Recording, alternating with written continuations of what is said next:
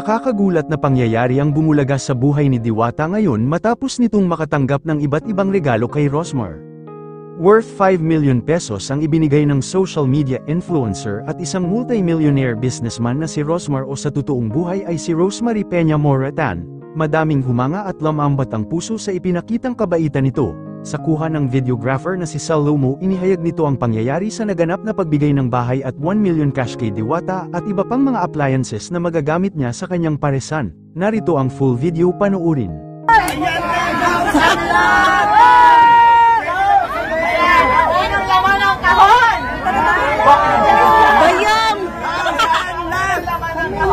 Bayong! Pera!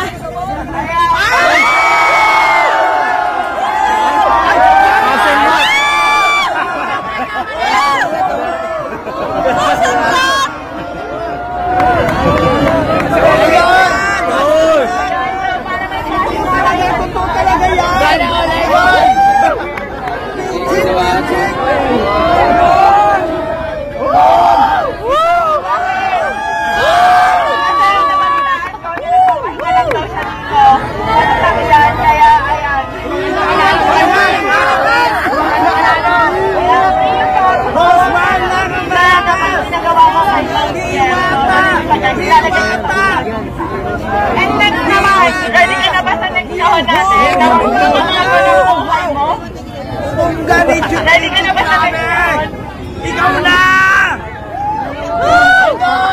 Ready ka na ba sa Totoo yan, may bahay ka na, idol! Ready ka na ba sa next show natin? Bakit taas na lang sa natin? Iyak na yan! Iyak na yan! Iiyak na yan!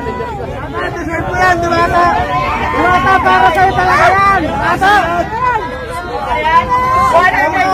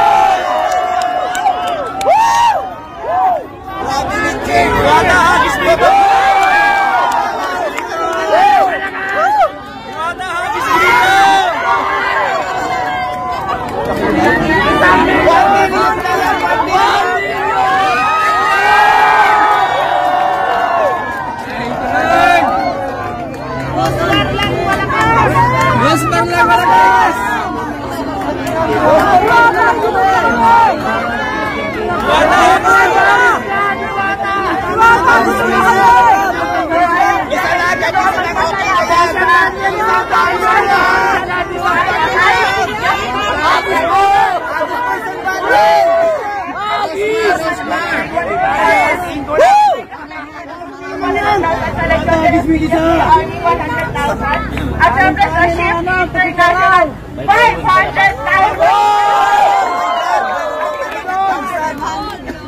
Meron pang ibibigay kay Diwata na worth 1 million international product na managay na para instant cash. 1 million. Oh my God! Woo! Wala, habis mo naman yung iba. Diwata! May bahay ka na, be! Bata, balato. Boyfriend ka lang ang wala!